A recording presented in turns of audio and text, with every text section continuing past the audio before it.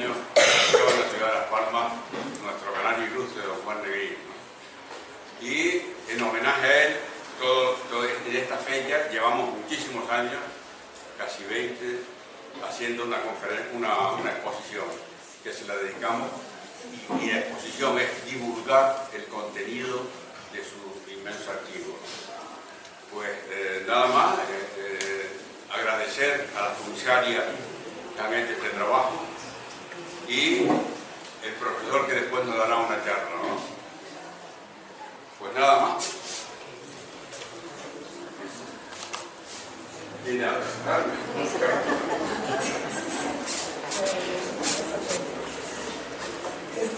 bueno, yo lo que les iba a decir era algo totalmente personal, mi relación personal con este tema.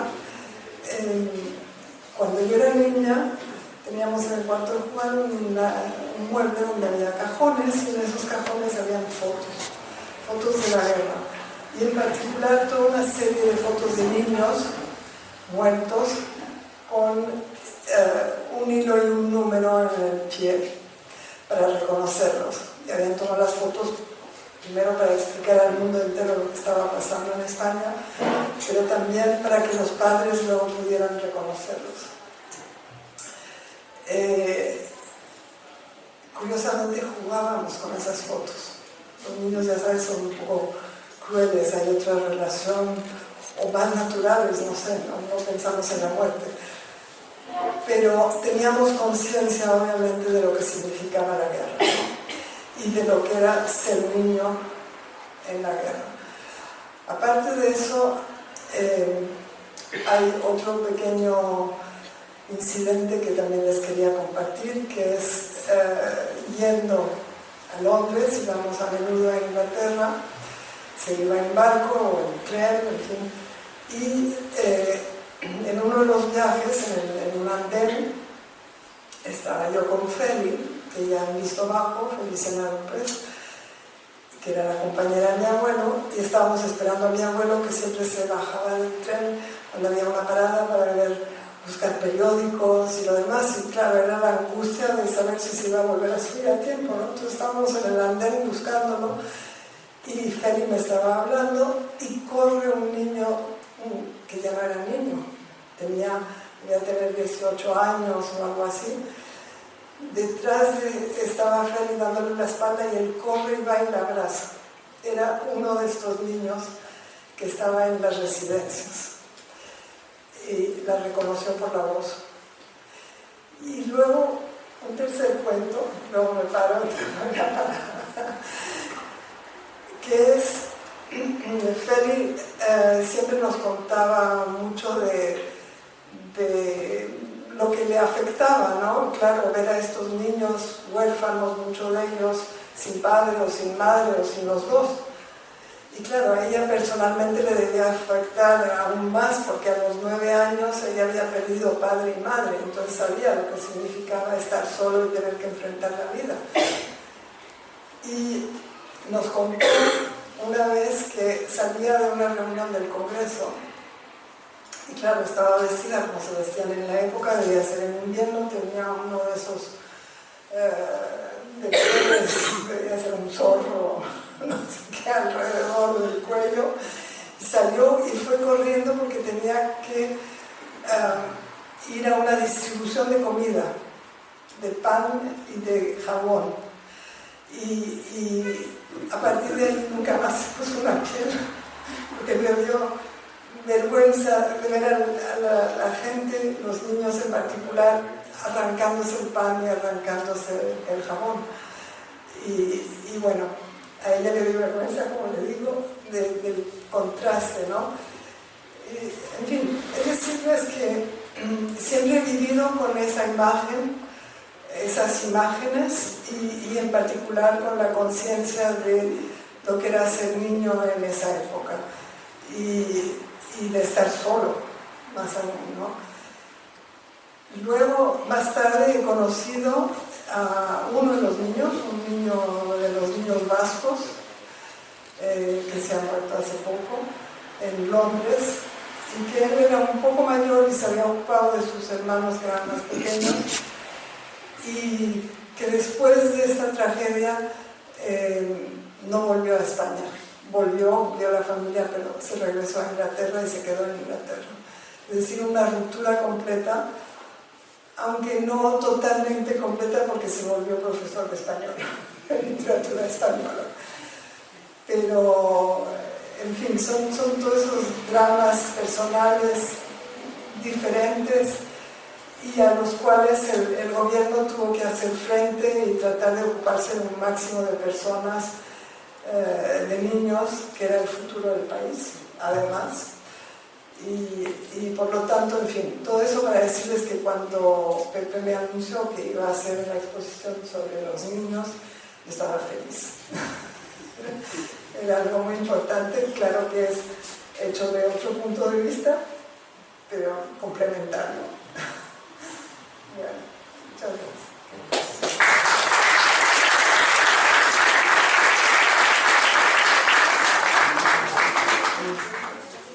Muchísimas gracias, Carmen, porque creo que además esto nos da otra perspectiva, ¿no? Y la anima, y todo esto que yo tenía escrito yo creo que me lo ahorro bastante y no lo molesto, ¿no?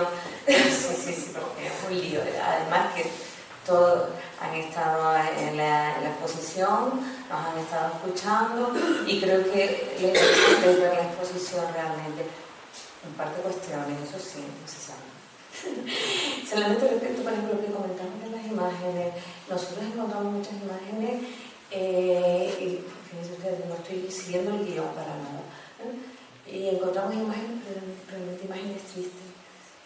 Y no queríamos estar transmitiendo tampoco esa idea de la tristeza de la guerra, sobre todo, ¿no? El periodo de la guerra y de la pobreza y todo, porque ya estamos cargados de tristeza, ¿no? Y que lo que quería la República del Gobierno era mantener este mundo vivo y bien, feliz. Entonces, intentar mostrar en la medida de lo posible, claro, que la cosa dentro de la tragedia, ¿no?, se podía llevar de alguna manera, entre comillas, positiva. Entonces, por eso era un poco la idea, y recoger el lema, ¿no?, de muchos de los carteles donde se pone vivir sanos y felices, ¿no? Eso no es nuestro, esto era una consigna y un lema de la República del Ministerio de Instrucción Pública, fundamentalmente. Y era un poco nuestro objetivo, utilizar además todas fuentes que tuviéramos a nuestro alcance de la Fundación, que ha sido riquísima, y mostrarla no solo en esta exposición, y acercarla sobre todo a lo que es la población escolar, porque sabemos que uno de los objetivos de las exposiciones que realiza la Fundación es acercarla a aquellos que son el futuro, ¿no?, y que conozcan el pasado para crear un futuro mejor siempre que podamos.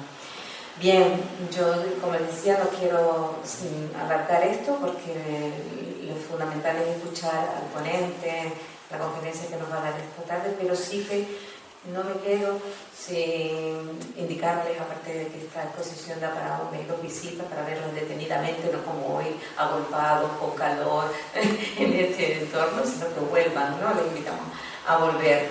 Sino que quería agradecer, por supuesto, lo que supone, ¿no?, el haber conseguido llegar a este punto, desde Manuel y Obed por el montaje y la paciencia que han tenido con nosotras a la hora de realizar el montaje de la exposición, a Noelia Gil, una antigua alumna, una colaboradora que estuvo en la exposición anterior, por toda la colaboración en la parte de audiovisual, donde no somos muy muchos, pero bueno. Sobre todo los comentarios y las aportaciones que nos ha dado, siempre enriquecedora, José Medina, Pepe Medina, y usted, Carmen, la verdad, en estos últimos días enriquecen muchísimo, nos dan otra perspectiva, hoy mismo, ahora en este momento, a Cristina Martín, por su profesionalidad, las horas de trabajo y de sueño perdido, ¿no?, para poderle dedicar a esta exposición y que saliera adelante. A José Miguel, nuevamente, por ser inspirador en esta exposición.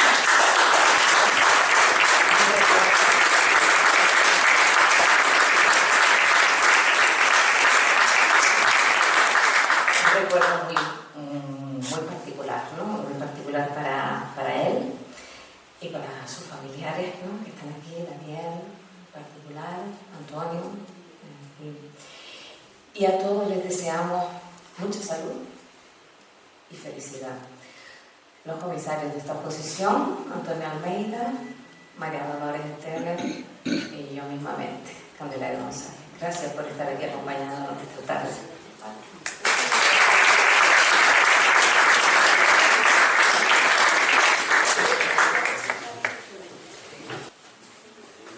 Bien, buenas tardes. Me uno también a las palabras de agradecimiento de Cari a todos los que han hecho posible esta exposición y a ustedes por acompañarnos hoy. Y yo creo que la presentación que hemos hecho se va a ver enriquecida por la aportación de la persona que nos acompaña, que es Juan Manuel Fernández Soria, catedrático emérito de la Universidad de Valencia. Se ha especializado en política educativa y en historia de la educación española contemporánea. En este último ámbito ha dedicado buena parte de su atención al estudio de la educación durante la Guerra Civil Española. Una de sus contribuciones en esta cuestión precisamente ha sido merecedora del 7º premio José Manuel Esteller en el año 2017, otorgado por la Universidad de Málaga. Otra de sus líneas de investigación está vinculada al estudio de la memoria en su relación con la historia de la educación, especialmente centrada en la investigación de la depuración de las y los docentes de este país. En el ámbito de la política educativa, además de haber formado parte de diferentes proyectos de investigación y desarrollo de estudios, publicado numerosos estudios y dirigido varias tesis, ha contribuido a consolidar un grupo de investigación reconocido en la Universidad de Valencia, reconocido y cuyo nombre es Políticas Educativas, Interculturalidad y Sociedad, de la que ha sido su director desde sus orígenes hasta el año pasado, hasta el año 2024. En los últimos años se ha centrado en el estudio de las relaciones de poder en la profesión docente, el papel del Estado en la educación moral y cívica, la identidad cultural, la libertad de enseñanza y el derecho a la educación, las influencias internacionales en la política educativa española y los procesos de socialización y legitimación política a través de la educación. Ha formado parte de comités científicos y organizador de seminarios, jornadas de especialización, ha sido experto internacional de la Agencia Nacional de Evaluación y Prospectiva del Ministerio de Educación y Ciencia y de varias agencias de evaluaciones regionales, profesor invitado para impartir máster, seminarios en diferentes universidades nacionales e internacionales, y además desde su creación dirige la colección Márgenes de la prestigiosa editorial Tirant lo Blanc, formada hasta el momento por más de 150 títulos. Yo creo que es la persona idónea para abrir este ciclo de conferencia que, como ustedes saben, se va a desarrollar a lo largo de este año. Y bueno, por no dilatar más su presentación, presentar el título que lleva la ponencia de hoy, que es La hora del niño en la guerra, las colonias escolares y el ideal de la república. Nuevamente agradecerle a Juan Manuel la posibilidad que nos ha dado de escucharle y de tenerlo hoy aquí con nosotros. Cedo la palabra. Pues, buenas tardes. Primero he de decir que me siento muy, pero que muy honrado de estar aquí, en esta fundación. Quiero dar las gracias también a las y al comisario y comisarias de la exposición. Singularizaré mi agradecimiento en el profesor Antonio Almeida. Bien, después de escuchar lo que se ha dicho en la exposición, en la inauguración y las imágenes, yo la verdad que he dicho, no sé qué hago aquí, porque muchas de las cosas que se han dicho las voy a decir, pero no estaría mal hacer aquello, hacer verdad que dice llover sobre mojado. De todas formas voy a intentar dar alguna pincelada que quizá no se haya dicho, aunque es difícil. Sí que diré también, y casi siento un poco de rubor, pero claro, voy a intentar hacer dos discursos simultáneos, el verbal y el icónico. Pero claro, después de lo que he visto ahí, me perdonarán ustedes la simplicidad, sobre todo del icónico y del verbal, espero que no. Bien, dicho esto, vamos a Los niños, lo saben todos, tradicionalmente han sido conceptuados como inservibles para la guerra directa, es decir, para el frente de guerra. Y sin embargo, han sido siempre elementos provechosos para la guerra, es decir, han sido víctimas de ella.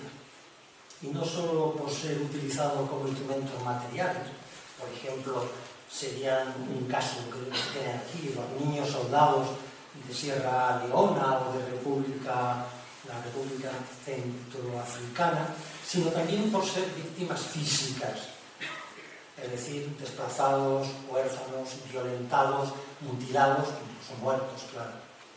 Y por ser también víctimas morales de esas guerras, como seres manipulados al servicio de ideologías enfrentadas. El final de la Primera Guerra Mundial hizo sonar, y se recoge en mucha prensa, la hora del niño. Se demostró entonces una constante histórica, que los niños son, las niñas son los grandes perdedores de todas las guerras. Y la repercusión de ese gran conflicto entre la población infantil produjo una corriente de opinión favorable y de simpatía hacia la infancia, visible en la creación de múltiples ligas, comités, asociaciones para su apoyo y protección. Aquí les he puesto solo alguna, no sé si England Tinger, que fue la creadora de Save the Children, de lo que se hizo además eco la prensa como el Daily Herald. El objetivo de estas agencias, ligas, era atender a la infancia en sus necesidades físicas, espirituales, morales, y salvar a la infancia, mejor dicho, salvar la infancia del niño y de la niña, salvar su infancia, vino a mostrar que era una urgencia no solamente pedagógica, sino también política. Y esta fue una llamada, salvar la infancia de los niños. El niño necesita vivir su niñez. Y la guerra mundial vino a mostrar al mundo que la infancia sufrió las decisiones y las preocupaciones de los adultos. Y que los niños, que como he dicho antes, tradicionalmente no eran considerados aptos para la guerra, sin embargo, la padecieron. Bien, cuando en la primavera del año 31, 1931, llega la República a España, en buena parte del mundo, como ya he dicho, había sonado ya la hora del niño. Por eso, la Constitución republicana recoge la obligación del Estado de proteger a la infancia haciendo suya esta declaración, la Declaración de Ginebra o Tabla de los Derechos del Niño, que entre otros derechos contempla el de su normal desarrollo tanto en lo material como en lo espiritual, y el de ser el primero en recibir ayuda, en recibir socorros en épocas calamitosas. Pero si la República del año 31, que tenemos que recordarlo, fue calificada de burguesa y reformista, si esta República llegó a la Gaceta, a BOE, diríamos hoy, lo que en décadas anteriores se había hecho, pero se había expresado a nivel de intenciones, la República del año 36, calificada de revolucionaria, lo que hizo fue concretar aún más en el terreno de los hechos lo iniciado en la República anterior. Quizá por eso se llegó a decir que si la Revolución Francesa de 1789 es conocida como la Gran Revolución por haber reconocido los derechos del hombre, la Revolución de la República del año 36 y la revolución que trajo consigo fue conocida como la Revolución Suprema, porque había proclamado los derechos de la infancia, los derechos del niño. Y estas palabras fueron una declaración, yo lo entiendo así al menos, una declaración concisa de lo que hizo la República en guerra por la infancia. Sabemos que las guerras no son solo un conflicto militar, no son solo un conflicto político, son también un conflicto ideológico. Y en este sentido, la retaguardia adquiere un protagonismo mucho más potente incluso que el del frente de batalla. Protagonismo poderoso, digo, porque tiene a la infancia como símbolo, y lo lamento, son imágenes tristes, pero tiene a la infancia como símbolo, y si me lo permiten, como metáfora del dolor. Cadáveres de niños, niños corriendo junto a adultos en paisajes imposibles de las carreteras, niños solos, niños perdidos. Es que sin duda aquel tiempo fue un tiempo aterrador. Un tiempo que comprobaría si realmente había llegado la hora del niño y que puso a prueba el ideal de la República en favor de la infancia. Durante la guerra, ya se ha dicho aquí, perdónenme si reitero algunas cuestiones, aumentaron casi todas las enfermedades, especialmente las que se derivaban de la alimentación, trastornos de nutrición, enfermedades del aparato respiratorio, que afectaron lógicamente de manera muy especial a los niños. No sorprende que en estos años el número de fallecidos entre los menores de 14 años se incrementara de una manera altamente significativa. Y esto afectó más a las zonas urbanas que a las zonas rurales. Y se invertía así lo que había sido un tradicional escenario de predominio de las enfermedades y de la mortalidad.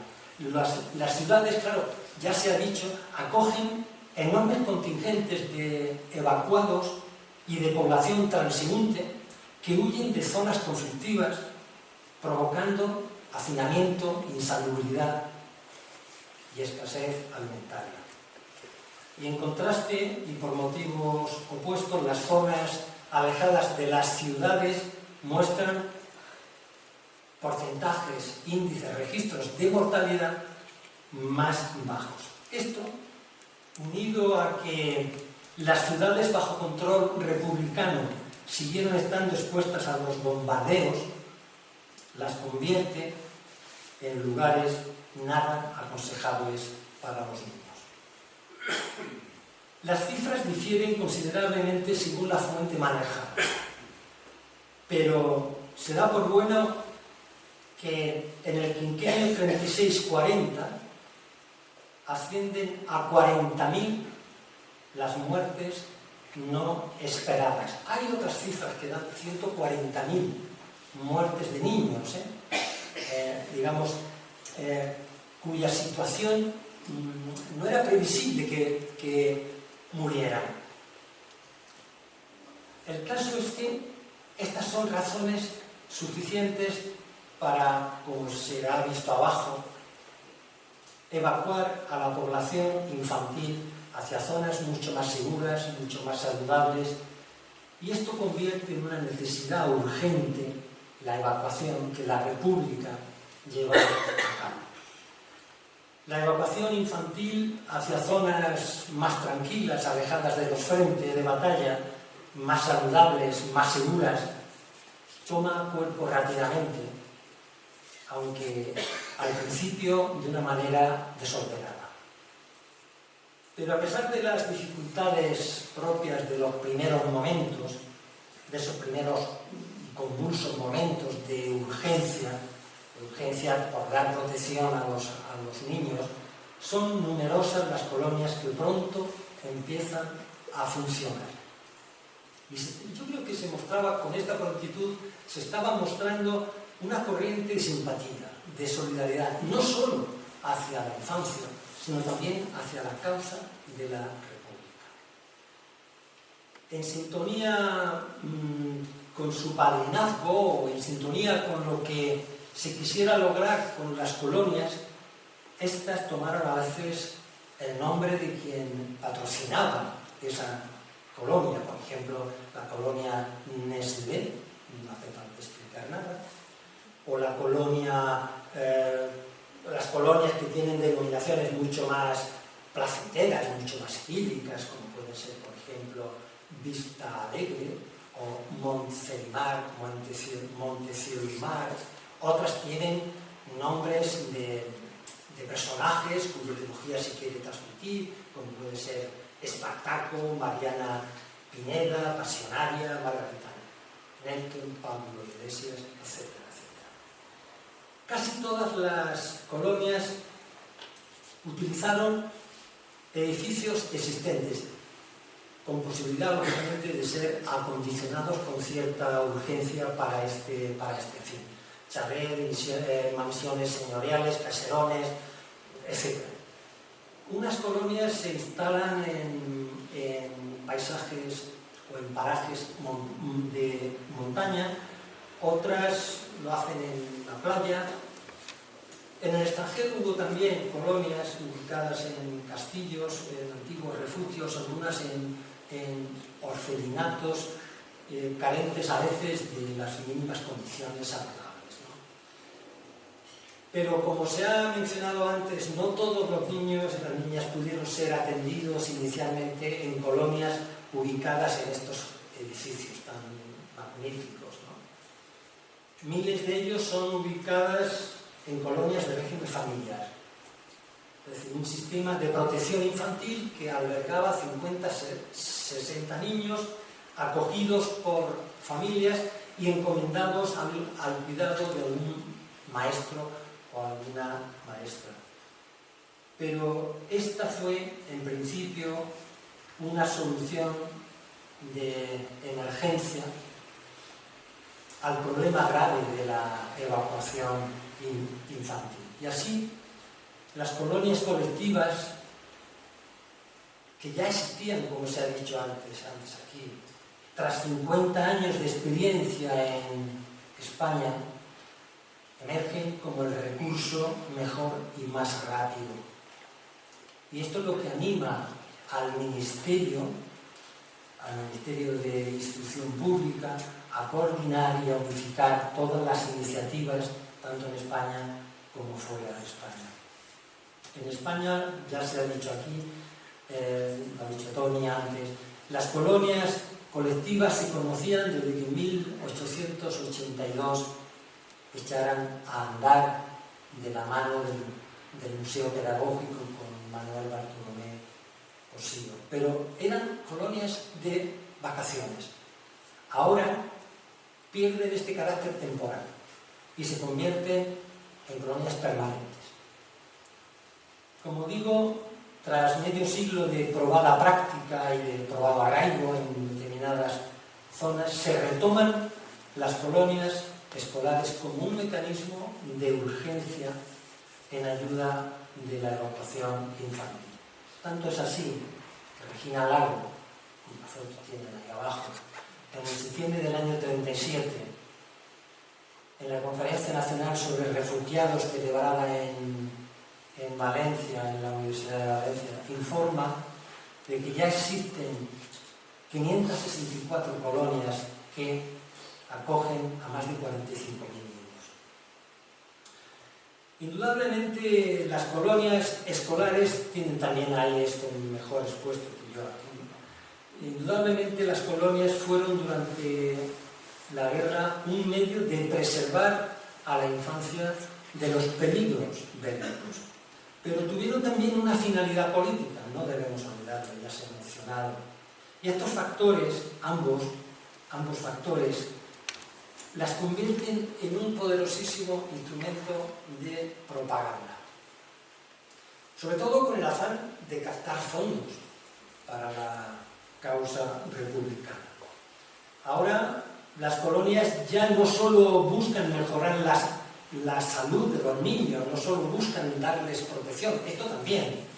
El objetivo es ahora mucho más ambicioso. El objetivo es, además, configurar el germen de una sociedad nueva. Y esta finalidad requiere convertir la colonia en un espacio escolar acorde con el ideal de la república. Un espacio en el que la educación y los métodos pedagógicos sean tan importantes o más importantes que el cuidado físico y la recuperación de la salud de los pequeños colonos. Pero he mencionado el ideal, y ese es el motivo básico de mi charla, ¿no? ¿De qué ideal hablamos? ¿Cuál es el ideal de la república al que estoy refiriendo o al que me refiero? Porque claro, cuando al estudiar las colonias se habla de este ideal, se suele hacer ensalzando los principios educativos recogidos en la Constitución del año 31. Que recordémoslo, fue una república calificada de burguesa, de reformista, no revolucionaria. Y así, por ejemplo, se reitera que las colonias escolares, inspiradas, como dice la Constitución del año 31, en ideales de solidaridad humana, se regían pues por los principios de laicismo, neutralidad, coeducación, enseñanza unificada, el trabajo como eje de la actividad metodológica, etc. Sin embargo, se suele pasar por alto que las colonias escolares durante la guerra acontecen precisamente en otro tipo de república, que ya no es reformista, es una república revolucionaria y, como se reitera, es una república proletaria, en la que el pueblo tiene las armas, el proletariado tiene la tierra, los obreros tienen el control de las industrias y donde el ejército regular ha sido sustituido por el ejército popular. Esta república ya no puede ser concebida igual que las repúblicas clásicas. Es una república de un signo diferente. En consecuencia, el ideal educativo es ahora necesariamente otro. Aunque siga compartiendo ideales de la República del año 31, sin duda. Yo creo que no es posible ignorar el ideal educativo de la República del año 36, en el que, por ejemplo, se habla. Pero se habla, pero no se puede hablar de escuela neutra. Ya se ha dicho aquí. Es una escuela beligerante, no es neutra. Es decir, si no queremos descontextualizar estas experiencias, tenemos que pensar que la República del año 36 es otra, diferente. Porque es que si no lo hacemos así, estaremos cayendo en anacronismos que los historiadores llevamos fatal. Pues bien, en estas colonias escolares durante la guerra, los niños y las niñas aprendían a ser, ¿qué? Pues los nuevos ciudadanos que iban a necesitar una república también nueva. La república del presente, del año 36 al año 39, y la república que se esperaba lograr después de la guerra. ¿Y qué tipo de educación se pretendía dar? Una educación que hiciera a los colonos, a los niños y a las niñas, ciudadanos activos y ciudadanos conscientes. Me importan estos dos adjetivos. Porque, ¿qué quiere decir conciencia? Y se reitera en muchos documentos. Implica, entre otras cosas, conocer lo que está sucediendo. Entender la causa por la que se lucha y se muere en el frente de batalla. Implica ser fiel a la causa del pueblo. Implica ser fiel a la clase obrera, al proletariado. Y sí, y también implica conocer al amigo para ensalzarlo y al enemigo para combatirlo. Y aunque hay quienes, como hay un cartel ahí abajo, como las organizaciones libertarias, insisten en alejar a los niños de las luchas de los adultos, la idea mayoritaria coincide en que educar a la infancia no es dejarla pastar libremente. Y este verbo no lo utilizo yo, se utiliza en Es decir, la infancia tiene que ser educada con arreglo, y se dice así, con arreglo a la hora que vivimos. Se sostiene la necesidad de educar a los niños para intervenir en la lucha del proletariado contra el capital. Y se dice así. ¿Para qué? Pues lógicamente para lograr una sociedad sin clases. Para lograr una sociedad que hiciera de ellos también proletariados, un proletariado consciente. Naturalmente, esto implica algo muy claro, implica una educación política. Y sabemos que esta educación en aquel contexto difícilmente podía ser una educación neutral. En consecuencia, en las colonias, como en cualquier otro ámbito educativo en aquella época, se adoctrina a los niños. Sobre esto volveré luego. También se les quiere formar como ciudadanos activos, no solamente conscientes, también activos, inculcando en ellos patrones específicos de comportamiento que afectaban a casi todos los ámbitos de la vida en las colonias, desde la salud y la higiene personal hasta los comportamientos sociales, culturales, estéticos, también la influencia de la India, aquí es importante, porque se tiene la idea, la convicción de que estos patrones producen notables efectos, no solo civilizadores, sino también cívicos.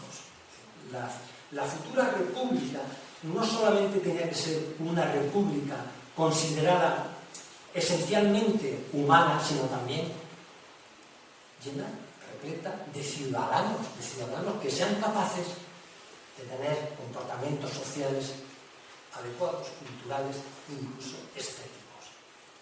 En consecuencia, con ese ideal educativo, la formación de los pequeños colonos como ciudadanos activos sigue que, lógicamente, modelos comunitarios. Es decir, modelos comunitarios experimentados, como os he dicho antes, por el movimiento internacional de la Escuela Nueva y que, lógicamente, respaldan la organización escolar en comunidad. Es decir, una organización favorecedora del cooperativismo, de la colaboración, de la ayuda mutua, de la solidaridad. Un texto de aquella época, entre otros muchos posibles, sostiene la necesidad de que esta formación ciudadana se adquiera en la vida diaria. En la vida diaria de la colonia, organizándola como una comunidad infantil en la que se adquirieran hábitos de participación, hábitos de colaboración, de responsabilidad, y las colonias proporcionan, lógicamente, el ambiente adecuado para este aprendizaje. La posibilidad, como recojo en estas láminas, que algunas están también bajo, la posibilidad de convivir con otros compañeros, de compartir las tareas cotidianas, favorece el aprendizaje de esos principios de solidaridad, de trabajo común, de mutua ayuda, de colaboración, de fraternidad, y permite interiorizar, y esto es importante, los ideales colectivos y las conductas societarias que también busca el ideal educativo republicano. Lo digo de otra forma. Las colonias se convierten en laboratorios de ensayo de lo que habría de ser la futura sociedad republicana. Muchas de ellas se configuran como pequeñas sociedades gobernadas por los propios colonos, lógicamente bajo la mirada del maestro o la maestra. Y algunas se organizaron, Regina Lago es una de las inspiradoras y de las creadoras, como repúblicas infantiles. Ella habla de repúblicas juveniles. Me da igual. Pero muchas se organizaron, como la de Martorelles en Cataluña, se organizaron como repúblicas en las que los propios niños hacían su propia constitución, su propio reglamento.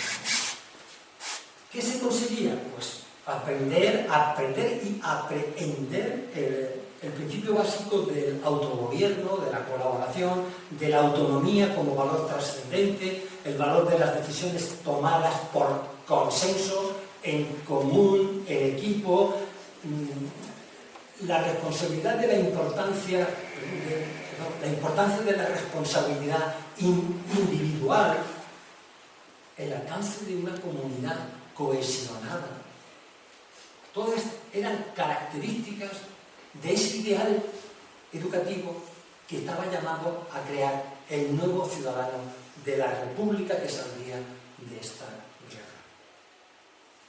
Claro, en las horas de clase los colonos aprenden aritmética, sí, y ciencia física, sí, pero adquieren también otros hábitos imprescindibles para su papel de ciudadano, como el respeto a sí mismo, el respeto a los demás, el buen trato, la discreción, el cumplimiento del deber, la responsabilidad, la camaradería, la solidaridad, la convivencia, la disciplina, pero no una disciplina rígida, sino la que se ejerce en forma de consejos que llamaban a la voluntad de los muchachos.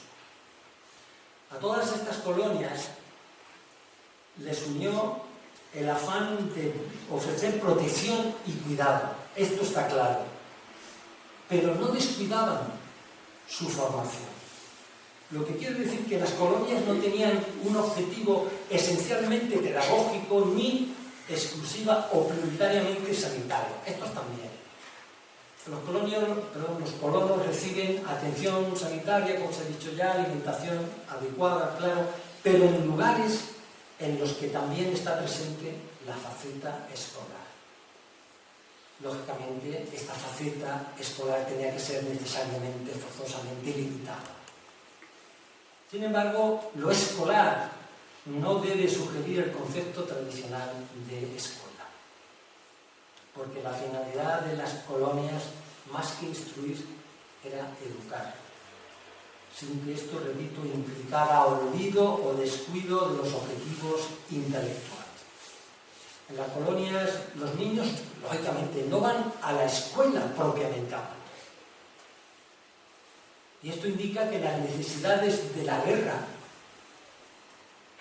han obligado a modificar los tradicionales espacios de escolarización, fusionando en las colonias el ideal de escuela y el de hogar. La colonia tenía que ser, y así se reitera, el hogar del niño, un hogar infantil, la casa del niño, en su más estricto sentido, donde reinara una atmósfera familiar y donde el pequeño colono encontrara en el profesor el trato paternal, afectuoso, junto, lógicamente, con su competencia técnica. Esta es una lámina de una maestra de la colonia de El Perelló en Valencia, ¿no? Donde, junto con colonos, hace su tarea como en su casa. Importa destacar el predominio de lo educativo sobre lo instructivo, porque hacerlo lleva a considerar otra de las finalidades de las colonias escolares que ya he anotado antes: convertirlas en el germen de una nueva sociedad, convertirlas en el vivero de un ciudadano nuevo, de un ciudadano, como he dicho antes, activo, de un ciudadano consciente. El niño y la niña trabajan en equipo, en tareas importantes para las colonias, como pequeños trabajos agrícolas o de construcción, de mantenimiento del mobiliario. Es decir, la vida toda de la colonia está orientada a despertar, como he dicho antes, el sentido de cooperación, de solidaridad, combinando siempre lo individual y lo colectivo. Y estos aprendizajes se presentan impregnados de algo vital que se seduce. Es decir, si se trata de aprender ciencias de la naturaleza, el entorno, ya sea de montaña o de mar, les proporciona lecciones idóneas, ocasionales, que hacen del aprendizaje algo intuitivo, le hacen del aprendizaje que sea algo vivido. Si se trata de adquirir hábitos sociales, como ya he dicho, lógicamente la misma organización de la colonia les proporciona situaciones múltiples para lograr. Los recursos pedagógicos de muchas colonias permitían convertir el trabajo en el eje de su actividad metodológica. Así lo dice la Constitución republicana del año 31. Y hacer también, las colonias permiten hacer de la enseñanza algo experimentado, algo vivido. La presencia incluso de monitores, de niños y niñas mayores que de alguna forma ayudan a los pequeños. Todo esto fomenta el ideal de la solidaridad, de la ayuda mutua. La convivencia de los profesores con los colonos permite al pequeño tener al alcance siempre la figura del padre y de la madre, que puede aprovechar cualquier momento del día para su educación o para lo que sea. La redacción de periódicos de las colonias o de periódicos murales permiten dar salida también a la espontaneidad y dar a conocer públicamente los logros diarios que los colonos van adquiriendo. La utilización también del tablón de anuncios les permite estar al corriente de las pequeñas o de las grandes cosas que suceden dentro y fuera. El cultivo, en muchos casos, de una pequeña huerta les permite también ponerse en contacto directo con lo natural. En otros casos, el trabajo de carpintería, etc. También, lógicamente, las excursiones, los juegos, los deportes con disciplina también constituyen un elemento básico de la educación de los colonos. Y casi todos ellos cuentan con bibliotecas pequeñas, es cierto.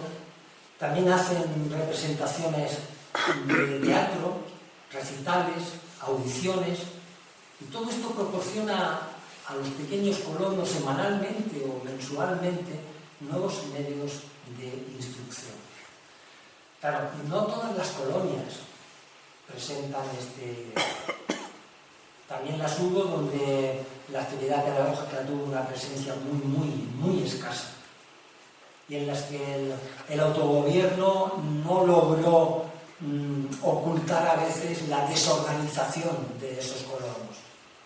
Pero con todo yo creo que es fácil imaginarse la vida diaria en una colonia, ¿no? Gimnasia y baño al levantarse, clases, juegos, paseos, trabajos manuales, lecturas, alimentación adecuada, cuidado de la salud corporal y anímica de los pequeños, etc.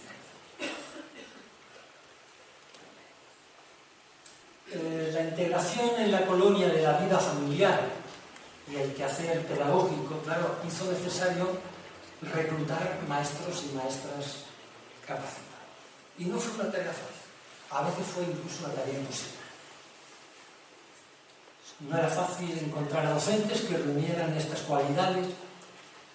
¿Por qué? Pues porque muchos maestros y maestras seguían regentando escuelas en retaguardia, porque otros estaban enrolados en milicias de la cultura. Simplemente estaban desempeñando tareas del tipo que fuera, políticas, sindicales, o incluso con las armas en la mano defendiendo a la República. De hecho, se arbitran concursos para cubrir plazas de auxiliares docentes. Quizá de lo que llaman más es, lógicamente, que no logran ocultar en esa selección un criterio político lógico. ¿Para qué? Pues para asegurarse la fidelidad de los docentes. Sobre todo esto es importante cuando son, digamos, concursos de selección para el extranjero. Lógicamente la tentación podría ser mucha cuando te encuentras fuera, quedarte allí o simplemente por otro sitio irte a la otra España. Bueno, todo esto unido a la escasez de docentes, a la deficiente formación de algunos educadores en las colonias, a la inestabilidad de los destinos, porque lógicamente los frentes nunca son estables, al desinterés motivado también quizá por los reveses militares que la República va sufriendo, a la falta de compromiso también hay testimonios de los responsables de las colonias. Todo esto fueron elementos que revelan la existencia de algunos claroscuros en la realidad de las colonias. Porque las colonias no solamente muestran este perfil idílico que solemos conocer, también tuvieron otras realidades que es necesario conocer. Si admitimos que durante la guerra las colonias escolares tuvieron también un componente ideológico, yo creo que de esto no cabe duda, tenemos que aceptar que las colonias fueron utilizadas también con fines de propaganda. Y tenemos que aceptar también que las noticias publicadas sobre las colonias en la prensa, etc., también fueran controladas. Pues ¿por qué? Bueno, porque hay una cosa que se llama la moral de victoria. Y la prensa nos recoge habitualmente, casi siempre, aspectos muy amigables de las colonias, ¿no? En las colonias, perdón, esto era una lámina sobre maestros, en las colonias, como ya hemos visto, y abajo hay suficientes láminas sobre esto, pues se recoge en los medios de difusión, los niños aparecen sanos, felices, alegres, bien alimentados, jugando al aire libre, entre pinares o en la playa, aprendiendo en plena naturaleza, haciendo ejercicio físico, entre arboledas, etc. Una sencilla ojeada a los titulares y a las fotografías que aparecen en los periódicos nos advierte de esto. En las colonias la guerra estuvo ausente. Bueno, no tan ausente, lo veremos. El conflicto bélico no es mostrado a los padres y a las madres, ¿no? Estas láminas que hay bajo también, sobre todo las que hablan de estoy muy bien, madre, no te preocupes, o vuestros hijos están... Lógicamente, el conflicto bélico no es mostrado a los padres, al menos en lo que se refiere a la atención de sus hijos. ¿Por qué? Entre otras razones, obviamente para no preocuparles, pero también para que pudieran dedicarse a las tareas que tenían, a las responsabilidades que tenían como adultos. Sin embargo, como he dicho, las colonias a veces también tuvieron otra realidad, distinta incluso a la que yo mismo acabo de dibujar. A veces no coincide el discurso ideológico con lo que los archivos manifiestan, o con lo que la memoria de algunos colonos nos transmiten. Y esto no quiere decir que ni estos testimonios ni los documentos invaliden lo que he dicho antes, no. Simplemente están reflejando otra realidad que no podemos ignorar. De las luces de la República y de las colonias he hablado. Voy a hablar un poco de algunas de sus sombras y después haré una valoración personal. Y lo voy a hacer, las sombras, algunas de las sombras las voy a enunciar distinguiendo entre las referidas a los medios materiales y las relacionadas con otros elementos no materiales, es decir, intangibles, como los referidos al ideal de la República. Sobre los medios materiales, la evacuación, se ha dicho creo antes por una de las comisarias, fue a veces caótica, desordenada. Hay documentos que yo quiero creer, y creo, ¿verdad?, que no son generalizables. Pero, por ejemplo, no podemos olvidar un caso de esta desorganización. El traslado de 700 niños de la inclusa de Madrid a la colonia de Navajas, en Valencia, cuyos autobuses fueron requisados por necesidades bélicas, y a los niños se les lleva en camionetas, pero hasta que llegan las camionetas los niños están 48 horas a la intemperie y sin comer. Otras veces los edificios destinados a las colonias son insalubres, carecen de la más mínima higiene y distan mucho de reflejar lo que la propaganda transmite. Tampoco faltaron epidemias en instalaciones donde convivían mezclados colonos enfermos con otros sanos, un número que a veces excedía el recomendable. La alimentación no fue siempre adecuada. De hecho, hay muchos documentos que hablan de anemia, enflaquecimiento, raquitismo en las colonias. No en todas, en algunas sí. La higiene también fue un factor diferenciador entre colonias. Esto se ha demostrado con el estudio de las facturas que las colonias reciben a la hora de comprar. Hay algunas colonias que reciben facturas donde se ve lógicamente que la alimentación y la higiene es muy saludable, y otras que diría casi por su ausencia, ¿no? Tampoco faltaron quejas sobre las familias que acogen a los niños. Muchas de ellas elegían a los niños evacuados en función del sexo y de su capacidad para trabajar y ayudar a la familia de acogida. Esto no es un invento, hay cartas de maestras donde, por ejemplo, se dice, una de ellas dice: una madre exige que se cambie a su hija de familia porque la tratan como una sirvienta y no la dejan asistir a clase. Serán casos puntuales,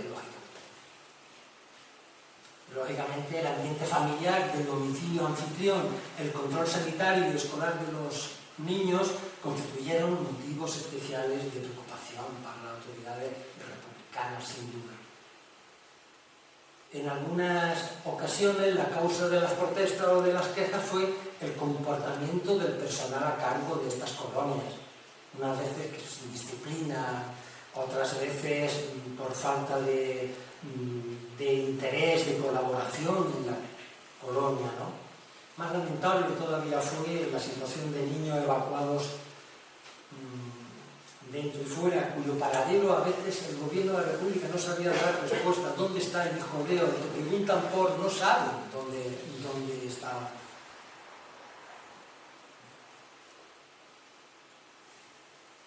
La evacuación al extranjero fue también, lógicamente, más problemática incluso que la evacuación interior, y no solo por el estado de dispersión que conocieron los colonos, sino también por los problemas de desculturación, ¿no? Es decir, por los problemas de identidad que los niños y las niñas acogidos fuera de España tenían. Hay testimonios duros, por ejemplo, en la colonia de Orcé, en Francia. El responsable de las colonias dice: ¿dónde está el dinero de la suscripción que se hizo para esa colonia? Porque los niños están medio desnudos. O incluso los evacuados a Morelia. Hay testimonios de Emeterio Payá, por ejemplo, narra con crudeza, con mucha crudeza, su propia tragedia personal como niño evacuado, y nos habla de, las enuresis nocturnas de los niños pequeños, la comisión de actos delictivos, el paseo de las ratas por el Crepá. Seguro que no fue generalizado, pero no podemos ignorar que esto existía, ¿no? Otras veces la razón del maltrato fue por motivos ideológicos. Es decir, por ejemplo, una niña acogida en Bélgica es reclamada por sus padres porque la niña de 13 años dirige una carta a sus padres diciéndole que se encuentra en casa de unos señores de los que no recibe buen trato y que tienen unas ideas que están en desacuerdo totalmente con los principios de los padres. Bueno, no hablemos de los niños evacuados a Rusia, que aparte del idioma y el frío tenían otras dificultades, como era la sumisión a la pedagogía soviética, ¿no? Pero también hay otras sombras que se refieren a lo más intangible, ¿no? Al ideal republicano. Como decía, las colonias también tuvieron algunos claroscuros que señalan sobre todo a la inobservancia del ideal de la República del año 31. No así al ideal de la República del año 36, con el que fueron congruentes. No olvidemos, por favor, la diferenciación que hacía entre la República del año 21 y la del año 36. El programa escolar de la República del año 31 se condensa, y lo sabemos bien, en escuela única, escuela laica, escuela pública, escuela activa. ¿Vale? Yo creo que no es posible, por ejemplo, negar el laicismo y el carácter público de la enseñanza en los años de la guerra. Yo creo que esto es obvio, ¿no? En las colonias nadie se plantea dónde está lo privado, dónde está lo confesional, lógicamente. Tampoco es discutible el principio constitucional del año 31 que dice que la educación hará del trabajo el eje de la actividad escolar, lógicamente. Yo creo que ya hemos dicho que en las colonias presentaban aspectos más que sobrados, elementos más que sobrados y situaciones para que esto fuera así. Tampoco es posible contradecir algunos aspectos de la unificación de la enseñanza. He dicho algunos. Al menos en lo que tiene de pública, gratuita, sin distinción de clases, aunque claro, de momento se reconocía solamente una clase, la clase proletaria, ¿no? No es discutible que corriera a cargo del Estado el sostén de las colonias. El concepto de público estaba ahí claro, ¿no?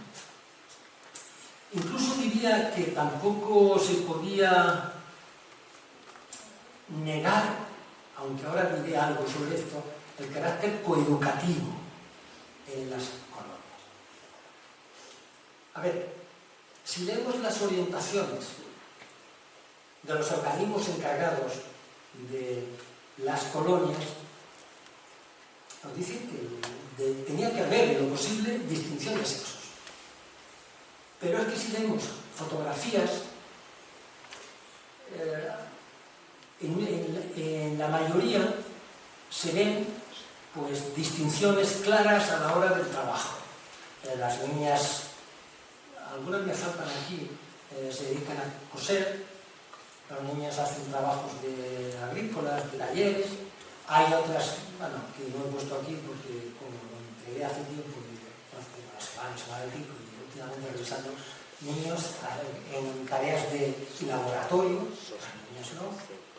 Es decir, da la sensación de que el trabajo, ese trabajo que se convertía en eje de la actividad metodológica, se organizaba según el patrón tradicional de género. Aquí todas las niñas hacen tareas domésticas, de ropa, de costura, etc. Y aunque esta distribución laboral o de trabajo ha sido confirmada, hay otros, sin embargo, que dicen, bueno, que sí que hubo un intento de igualdad sexual atendiendo a fotografías que muestran, por ejemplo, a niños y niñas participando en juegos tradicionalmente diferenciados por sexo, como el del corro, ¿no? Siempre ha sido el servicio propio de niñas. Sin embargo, sí que insisten las investigaciones sobre este tema en que las colonias de inspiración soviética sí tienen una clara división siguiendo el modelo tradicional entre la tarea realizada por niños y las realizadas por niñas.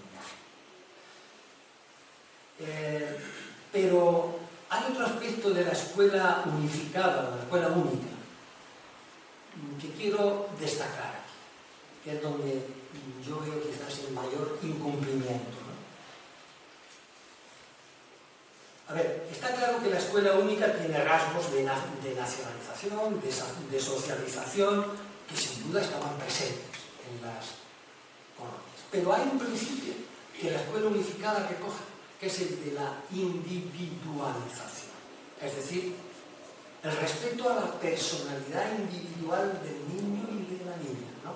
El respeto a su desarrollo.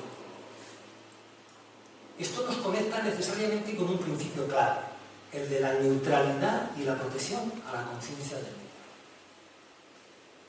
Y está suficientemente estudiado que en las colonias durante esta guerra que estamos comentando aquí, no fue posible, en esa guerra, no fue posible el grito pedagógico de Rodolfo Llopis cuando visita Rusia: cueste lo que cueste, hay que respetar la conciencia y el alma de los niños. Y él rechazaba lo contrario, se levanta Zinoviev y dice: no, cueste lo que cueste, hay que apoderarse del alma de los niños, ¿no?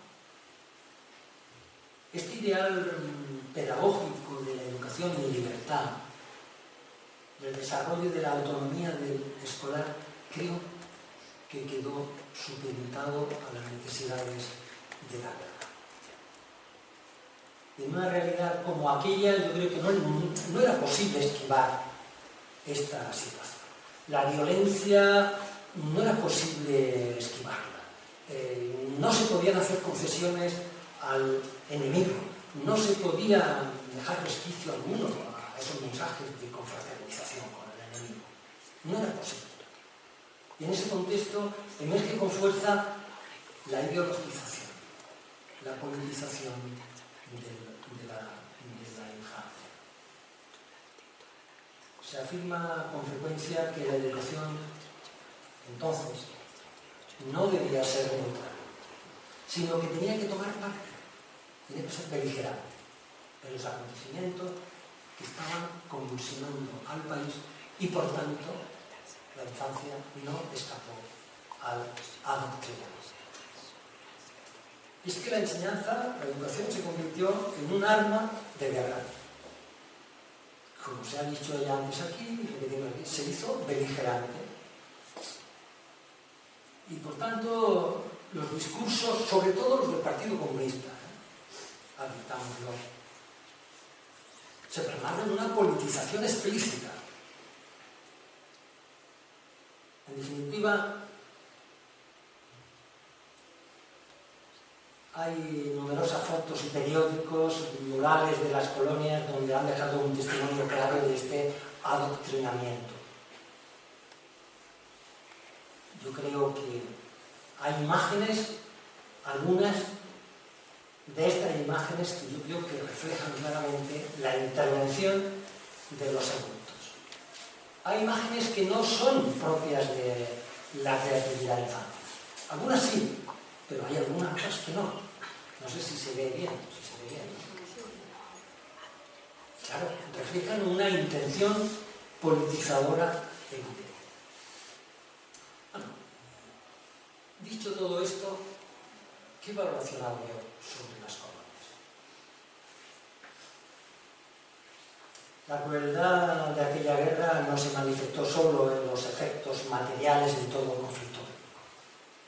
Es decir, pérdida de seres queridos, peligros, privaciones, enfermedades, etc., sino que también se manifiestan en consecuencias anímicas, ¿no? Más intangibles. ¿Cómo convertir en enemigo al que hace muy poco era amigo, vecino, pariente, y hacérselo ver así a los niños?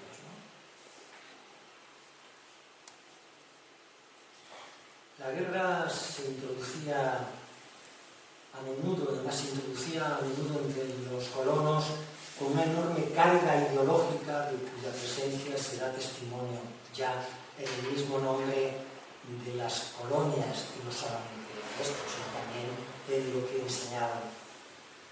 Seguro que hubiera sido ingenuo haber pretendido una cosa distinta. Cuando la guerra se hacía tan presente a los ojos de los niños, pretender otra cosa creo que era demasiado ridículo, eso sí. Y con las colonias, es verdad que se hizo lo posible por alejar a los niños de los peligros bélicos, pero a menudo se hallaron desamparados ante los proselitismos. Sin embargo, Quizás debamos considerar si las preguntas que los niños se hacían pudieron haber tenido una respuesta que no fuera pública. Los mismos colonos dibujaban, aquí lo tenéis, sus propias respuestas. Como he dicho muchas veces, fruto de su espontaneidad. Los detalles minuciosos del horror de los bombardeos, el realismo de las casas destruidas, la precisión de la escuela y el cine bombardeados, el desgarro de escenas de evacuación, los abrazos emotivos de separación de los padres y de las madres, como se ha dicho antes.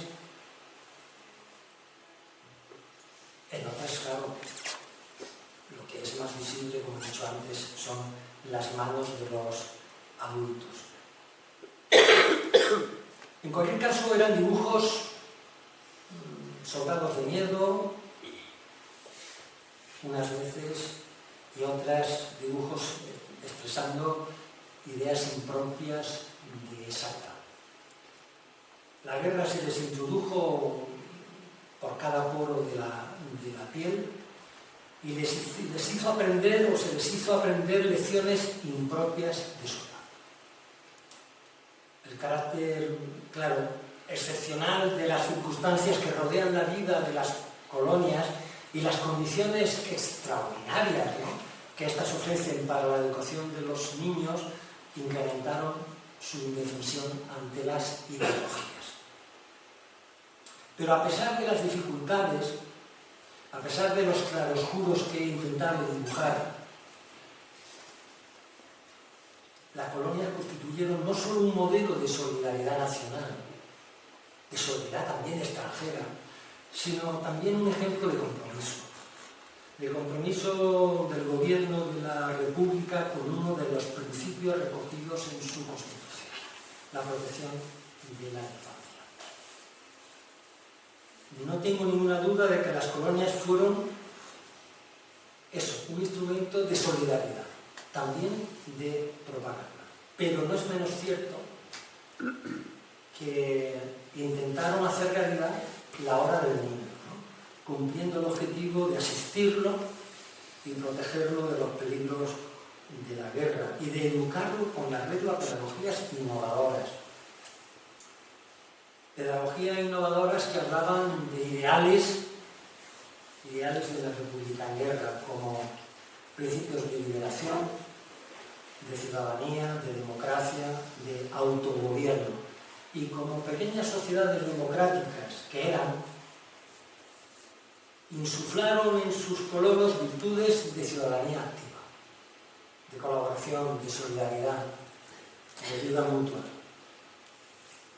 Un ideal pedagógico loable, sin ninguna duda, que palidece a veces, si queremos un poco, cuando se equipara formación a moldearlo, cuando se somete a veces la educación a la política.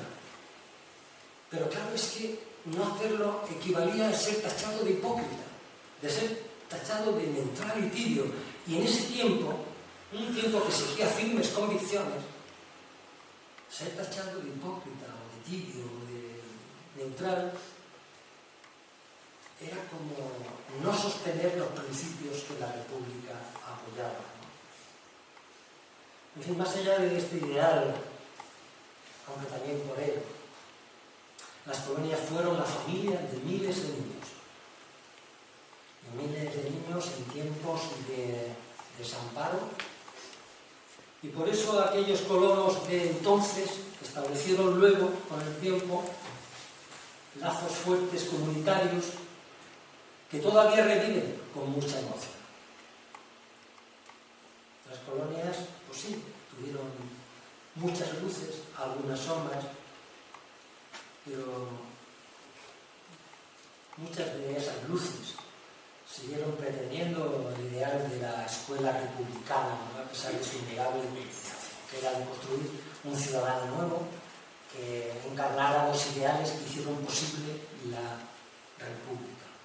Igualdad, libertad, educación, salud, protección, alegría, justicia.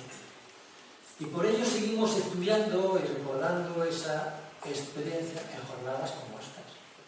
Muchas gracias por vuestra atención.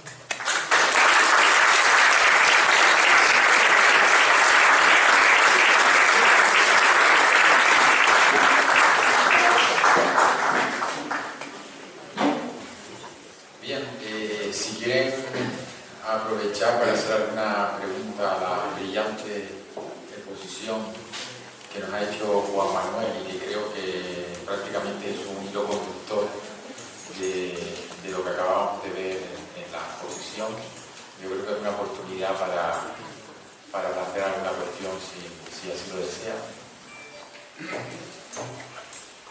Hay, vamos a llamarle, dos organismos, el partido, el Ministerio de Instrucción Pública, que tiene una claridad, podríamos llamarlo, y me parece a mí que hay en lo de la presidencia del Consejo de Ministros, en lo relacionado, que son bastante distintas en este aspecto. Realmente, cuando hablamos, se generaliza todo o hay las propias diferencias, que es lo que significó lo popular, ¿no? La unión popular de distintos partidos y una posibilidad que, como hoy mismo estamos comprobando en la realidad. Simplemente, si hay alguna posibilidad de esa disección que ha hecho de si es general o es parcial. Como ya he dicho antes,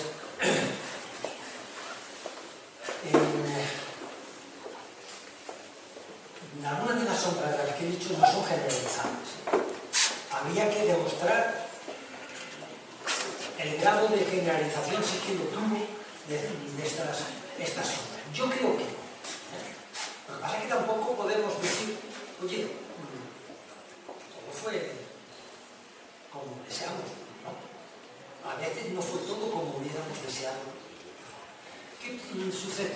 Claro, lo sabemos bien. Las presidencias de la República a veces tuvieron que tragar con ministerios que no hubiesen deseado tener.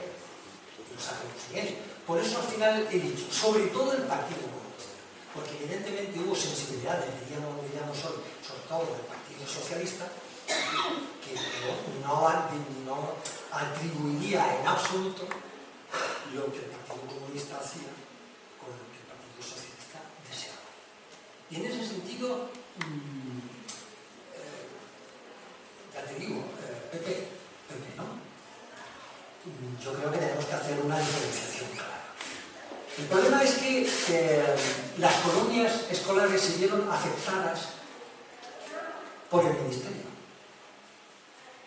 El ministerio era el responsable. No es lo mismo el ministerio de Jesús Hernández, comunista, que el ministerio de Segismundo Blanco, anarquista. Lo sabemos. Tendríamos que hacer un análisis quizás más pormenorizado que nos llevaría muy lejos. ¿En qué situación estaban las colonias en el ministerio de Jesús Hernández? Que yo creo que la mayoría de los escritos obedecen entonces, porque cuando más unificado estaba, no digo unido, unificado estaba el ministerio que en la época de Segundo Blanco. Pongo un ejemplo, no ni de uno ni de otro, sino vamos a llamarle un ejemplo que casualmente no lo conocía, hace muy poco hemos tenido un documento de una colonia que hizo hace un particular en Cataluña, en el norte de Cataluña, en Camprobón. Y hay un informe del médico del pueblo, 7 o 8 páginas, que es impresionante. Niños traídos de Madrid, de los barrios más harapientos, más que llegan en unas condiciones deplorables, ¿no? Y los van reeducando de tal manera que al final ellos mismos se dan cuenta de cómo vivían y cómo habían sido educados. que tengo estas fotos es de una colonia de Vius en Valencia, en el documental que participé. Bueno, la he traído aquí porque, a ver, el colono de la izquierda suya es algo crítico con algunas situaciones de la colonia, pero de las dos mujeres, bueno, para ellas fue su casa. Entonces, claro, en este sentido, ¿cómo podemos ignorar que las colonias fueron parte de las luces de la República? Porque eso no debe hacernos evitar, no debe evitarnos caer en la, no sé, en la generalidad de decir que todo fue magnífico. Todo hubiera sido magnífico si, si las cosas se hubiesen desarrollado de una manera. En medio de una guerra y falta. Claro, sin duda. Sí, yo quería contar una anécdota también, otra más, que me la contaba Feli, la compañera de mi abuela. Bueno, que decía que en ciertas de las colonias, no sé si la Guerrilla o otra que estaban también en Cataluña, pero que venían mujeres con sus niños, el padre ya estaba muerto, etc. Y entonces decidieron tomar como política de aceptar cualquiera con niños, claro, a una condición es que estaba prohibido hablar de política en la colonia, para que no hubiera pleitos, pero los recogían, los aceptaban. Y mientras que no había esa implicación política directa, digamos, porque siempre hay implicaciones indirectas de la guerra o de la política, los dejaban de estar ahí. Y no solo eso, sino que hacían que las mujeres también ayudaran y participaran, porque hacían falta manos. Y luego también hay en el archivo hay unas cartas o anotaciones de gente que cuando ya se termina la guerra, la transformación entre eso y los orfanatos que les esperaron después. Es otra cosa, donde se deshicieron de todos los que estaban guardando a los niños, incluidos los que eran extranjeros, etc. Los cuáqueros y otros los echaron para afuera. Sí, a ver, sabemos que hay colonias, por ejemplo, recuerdo la colonia Espartaco, que como ya se lo indica, era de una organización libertaria, no permitían digamos, no hablar de política, pero la politización. Me faltaría ver si finalmente se logró. Es verdad que había colonias, según quien las fundara, donde la política no tenía, digamos, la presencia que otras, porque en colonias tuvimos empezado a leer un texto que ha dejado a medias, donde se ve claramente el afán politizador. Y tenemos todos testimonios de colonias, aquí tengo algunos más, de este mismo periódico La Paz. Bueno, que eso no lo ha podido escribir un niño, a no ser que haya sido dictado por algún adulto. Luego, la politización estaba presente, pero repito, ¿cómo no iba a estarlo? Es que era inevitable. Luego, la otra cosa hablaba de Morelia. Sí. Morelia hubo un cambio político. Sí. Y decidieron cerrar todas las colonias y los niños se quedaron en la calle. Sí. Eso fue... Sí, cuando Cárdenas deja es sustituido, pues, lógicamente es otro dragón, ¿no? Con todos esos niños tuvieron que ser repartidos por familias porque estaban en la calle, ¿no? Las colonias forma una parte de las luces de la República. Pero no podemos decir, como he leído recientemente, mientras pergeñaba la charla, fue todo una maravilla. Sí, una maravilla general, pero también cosas que tenemos que... Una cosa es el objetivo y la otra cosa es lo que se puede hacer. Había una mano levantada. Sí, bueno, mi pregunta es, igual que al acabar la guerra se depuraron maestros y otro tipo de colectivos, ¿se llegó a emprender algún tipo de acción para resocializar o reeducar a los chiquillos que habían estado en colonias?